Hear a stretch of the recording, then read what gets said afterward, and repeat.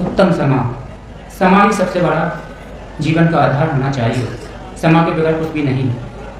अगर आपके पास समा नहीं तो कुछ भी नहीं कर पाओगे, क्योंकि कितना ही आप पूजन अभिषेक सब कुछ कर लो, अगर अपने आप को समा नहीं तो कुछ भी नहीं।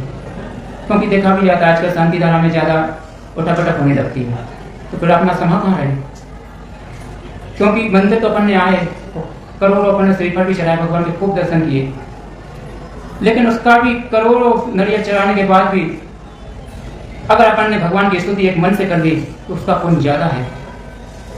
और करोड़ों स्तुति करने के बाद भी अगर एक मन से अपनी माला फेर दी वो उसका पुण्य ज्यादा है। और करोड़ों माला फेरने के भी बाद अपन ने अगर ध्यान में हो गए मग तो वो उसका फल ज्यादा है। और हजारों करोड़ों अपन ध्यान भी कर लें और करोड़ों ध्यान करने के बाद भी अगर अपन में क्रोध आ रहा है तो उसको अपन ने समा से दान समाप्त कर दिया किसी को, तो वो अपना पुण्य सबसे ज्यादा है। क्योंकि क्रोध पे काबू पाना ही समा है, और समा धर्म से बगैर कुछ बड़ा धर्म नहीं है। कितना भी पुरुषार्थ कर लो, अगर आपने किसी को समा नहीं किया तो कुछ भी नहीं किया। और समा के बगैर आप मुनि भी नहीं बन सकते, क्योंकि मुनि बनने के लिए भी समाधान पहले है, और समा नहीं कर पा रहे तो कुछ भी नहीं कर पाओगे जीवन में। क्योंकि समा ही सबसे बड़ा जीवन का आधार है। क्योंकि क्रोध तो आता है, और क्रोध आता है, क्रोध को काबू पाना ही है सबसे बड़ा। क्योंकि सबसे पहले रोग आता है, और रोग की वजह से ही क्रोध आता है। क्योंकि आज देखने में आ भी रहा है, भाई भाई का नहीं रहा, किस लिए? प्रॉपर्टी के लिए। ये रोग है, और एक दूसरे पे गुस्सा करते हैं, कचहरियों में तक पहुंच जाते हैं। क्यों? किस लिए? क्योंकि अपने समाधान नहीं है। अगर समा होती तो कुछ नहीं होता। अगर एक भाई ने बचा भी लिया और रख भी लिया था, लेकिन अपन अगर समाधान कर दें कि अपने कर्मों में नहीं था, जो होगा अपने कर्म से आ जाएगा, तो कुछ भी होने वाला नहीं था। लेकिन आज क्या एक दूसरे के दुश्मन हो जाते हैं, एक दूसरे को देखना नहीं पसंद करते, और दूसरा व्यक्ति जो उनका साथी है, दोस्त है, उसको वो अपना भाई मान लेते हैं। किस लिए? क्योंकि जब तक वो उनका साथ दे रहा है, उनको खूब उनके मन की बात करता रहता है, तो उन्हें लगता है ये बहुत अच्छा है, क्योंकि उसके मन में क्या है आपको नहीं मालूम। वो दोनों का साथ एक नहीं होने दे रहा है। वो ये सोचता है कि अगर एक हो गया है तो मेरा क्या होगा, तो इसलिए दोनों को भरते रहते हैं। लेकिन ये अपना विवेक है कि अपने समाधान करना चाहिए। बगैर समा के कुछ भी नहीं जीवन में, क्योंकि समा के बगैर कुछ भी आगे बढ़ने वाला नहीं है। आप कितना ही तप कर लो, कितने भी उपवास कर लो, और कितने ही आप प्रतिमाधारी बन जाओ, कितने भी मुनि बन जाओ, अगर आप में समाधान नहीं तो कुछ भी नहीं। समा के बगैर कुछ होने वाला नहीं है, क्योंकि समा ही उत्तम है। और ये दर्शन तो वैसे मुनियों के ही बताए गए हैं, लेकिन आप लोगों को भी करने का है।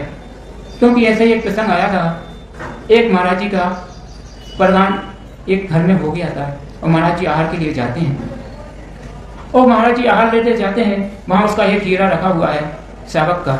महाराज जी आहार लेते हैं, और वो आहार लेते रहते एक पक्षी आता है, और वो हीरो को अपनी चोंच में दबा लेता है। महाराज जी देख भी लेते हैं, लेकिन महाराज जी मौन रह के अपना आहार करके चंगा रह जाते हैं। अब वो श्रावक देखता है कि घर में कोई भी नहीं आया, और महाराज जी आए थे, मेरा हीरा कहाँ गया? जबकि महाराज जी ने देख लिया था वो पक्षी की चोंच में है। महाराज जी कुछ नहीं बोलते, और महाराज जी अपने पैर के नीचे अपनी साधना में लगे हैं।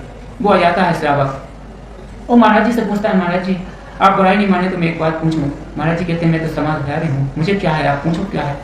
महाराज जी मुझे कुछ बात की शंका हो रही है, आपको बुरा तो नहीं लगेगा? महाराज जी ने कहा मुझे कुछ बुराई लगने वाली नहीं है, आपको जो पूछना है पूछ लीजिए।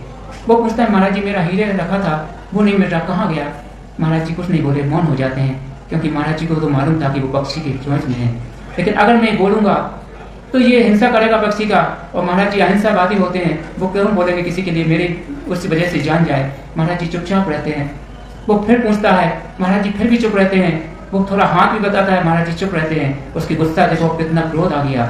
वो महाराज जी पे हाथ उठाना चालू कर देता है, और एक ऐसी लकड़ी से मारना चालू कर देता है।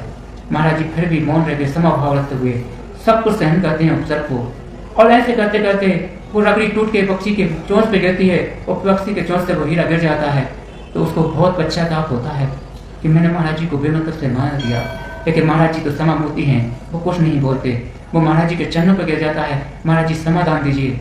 तो महाराज जी कहते हैं मैं तो ये समाधान देता हूँ, मुझे क्या है, जो आपने किया तो आपके कर्म, मैंने तो आपको पहले भी क्षमा किया था, आज भी क्षमा करता हूँ। मैं तो अपना अवसर सहन कर रहा था, मेरे पूर्व कर्म थे जो निकल गए, वो तो आप मेरे सहयोगी रहे, मुझे कुछ तो उसमें दिक्कत नहीं। ऐसा चाहता रहा। वो कहता महाराज जी प्रायश्चित दे दीजिए। महाराज जी ने कहा आपने इतना बड़ा कर्म कर दिया, इसका प्रायश्चित तो यही है कि आप मुझे दीक्षा ले लो, इसके बगैर कोई प्रायश्चित नहीं हो सकता। लेकिन महाराज जी तो समा मूर्ति थे, उन्हें कोई उससे उलझन नहीं था। वो तो समा करते रहे और उसके भाव हुए और उसने फिर अपने अनुभव लेके अपना पालन पोषण करके अपना जीवन बिताया। ऐसा ही एक प्रसंग आया पद्म पुराण का। रामचंद्र जी जब जीत गए थे पूरी इस रावण की लंका को और रावण का वध हो चुका था, तो मंदोदरी कहती है रामचंद्र जी से कि लो आज का राज है, हम लोग चले जाते हैं, आप राज संभालिए। तो रामचंद्र जी बोलते हैं माता, मैं राज के लिए मैंने युद्ध नहीं किया था, मैं तो अपनी सीता के लिए युद्ध किया था, जो मुझे मिल गई है ये राज तो आपका है और आप ही को समर्पित हैं। ऐसे कहते हुए उन्होंने कहा मुझे राज से कोई प्रयोजन नहीं है। और इसके बाद उनके बंदी गृह में मेघनाथ और कुंभकर्ण जी थे, तो उनको छोड़ना नहीं चाह रहे थे लोग। उन्होंने बोला कभी ने कि अगर इनको छोड़ेंगे तो युद्ध फिर चालू हो जाएगा, लेकिन रामचंद्र जी तो समा मूर्ति थे, उन्होंने कहा छोड़ दो, जो होगा देखा जाएगा। और उन लोगों को छोड़ा गया, लेकिन उनके मन में तो वैराग आ गया था उसी समय कि क्या है जी माया, इस माया के पीछे क्या हो रहा है, इतना युद्ध और इतना सब कुछ हो रहा है। उन्होंने तो कैद बंदी में ही सोच लिया था कि हम यहाँ से छूटेंगे तो मुनि दीक्षा ले लेंगे। और उनको उनके पास लाया जाता है और उनसे छोड़ा जाता है, उनसे बोला जाता है कि आपका राज आप संभालिए और आप हमें कुछ नहीं चाहिए राज को। तो वो कहते हैं रामचंद्र जी हमें राज की कोई चिंता नहीं, आपको राज देना है आप लीजिए, हम तो आप अपना उद्धार करेंगे आत्मा का, और हम तो मुनि दीक्षा लेने जा रहे हैं, हमें राज से कोई प्रयोजन नहीं है, हमने सब देख लिया, इतना राज भी भोग लिया, इसके बाद ये भी देख लिया कि बंदी भी बन गए, इसके बाद भी हमें कुछ अपराध से कोई प्रयोजन नहीं। ऐसे कहते हुए दोनों ने मुनि दीक्षा ले ली और दोनों ने मुनि दीक्षा लेके अपना कल्याण कर लिया। तो बंधुओं, अपने भी ऐसा ही क्रोध पे काबू पाना है, क्योंकि क्रोध तो अपना जीवन का अस्तित्व नहीं है। क्योंकि अगर क्रोध रहा तो अपन कितना भी जागता कुछ भी कर लें, कुछ होने वाला नहीं है, कोई पुण्य का संचय नहीं होगा। और क्रोध पे काबू पा लिया, यही अपना सबसे बड़ा उत्तम धर्म है, क्योंकि समा धर्म से बगैर कुछ नहीं है। अगर अपन ने क्रोध पे काबू पा लिया तो समा धर्म आ जाएगा, और समा धर्म आ जाएगा तो अपना जीवन का उद्धार हो जाएगा, और समा के बगैर कुछ है नहीं। क्योंकि आपके यहाँ देखते में आता है, आप धंधा करते हैं, एक दूसरे में होती है, आजू बाजू की दुकान में थोड़ा सा प्रतिस्पर्धा होती है, एक ग्राहक उस तरफ चला जाता है, एक ग्राहक इस तरफ, तो थोड़ी सी दोनों में मतभेद होते हैं और दोनों में कसाई भी जम जाती है। लेकिन अपन को ये नहीं देखना, अपन अपने कर्मों को मान लेना, क्षमा कर देना कि भैया उसने अपना ग्राहक खींच लिया तो कुछ नहीं, क्या है अपन क्या लेके आए और क्या लेके जाएंगे। समा धर्म से बगैर कुछ धर्म नहीं है, पैसा एक अपने साथ जाने वाला नहीं है, जाएगा तो धर्म, और धर्म भी किससे है, समा से बगैर। क्योंकि आपको क्रोध आ रहा है, आपने उपवास कर लिया और आपके घर में आपको तकलीफ हो रही है, क्रोध बहुत आ रहा है, और घर वालों ने कह दिया कि जरा ये कर देना, आपने क्रोध बता दिया, तो आपकी समा कहाँ रही, फिर आपको उपवास करने का मतलब क्या रहा। क्योंकि आपको अगर समाधान है तो कुछ नहीं, इतने उपवास करने की जरूरत नहीं है, इतना कुछ भी करने की जरूरत नहीं है। अगर समाधान नहीं है तो कुछ भी नहीं है, क्योंकि समाधान से बढ़कर कुछ भी नहीं है, उत्तम समा ही सबसे बड़ा है। क्योंकि कुछ भी आदमी को होता है, लेकिन अगर समाधान है तो उसका कुछ भी होने वाला नहीं है। जैसे आप एक उदाहरण देके मैं बताता हूँ, एक व्यक्ति को बार बार परेशान करता रहता था, रोज आके चिल्लाना, और वो अपने समाधान से उसको चुपचाप रहता, कुछ नहीं बोलता। ऐसे कई दिन बीत गए, कई दिन बीतने के बाद भी वो कुछ नहीं बोला, वो तो केवल अपने समाप्त करता रहा कि मेरे कर्म आ रहे हैं, निकल रहे हैं। ऐसा होता होता कई दिन बीत गए, एक दिन वो आता है, वैसे ही अच्छे से भाव से उनसे कहता है, ऐसा मैं इतना बोला आपके लिए, आपने मुझसे एक शब्द नहीं बोला, आप मुझे क्षमा कर दीजिए, मैंने आपके लिए बहुत गलत बोला। ये समाधान है, क्योंकि कितने क्रोध को अपन काबू पाना है तो समाधान से कर सकते हैं। आपको कोई भी विपत्ति आ रही है, आप समाधान से ही कर सकते हैं। आप किसी को ऐसा नहीं कि मुझे वेदना हो रही तो आपको आए, उसने मेरा ये नहीं किया वो नहीं, कह रहे कुछ नहीं हुआ, अपने कर्मों से आई है, कर्मों से निकल जाएगी। अपन तो समाधान रखो, कोई ने नहीं किया तो अपने कर्म है, करने वाला कौन है, अपने कर्म तो है।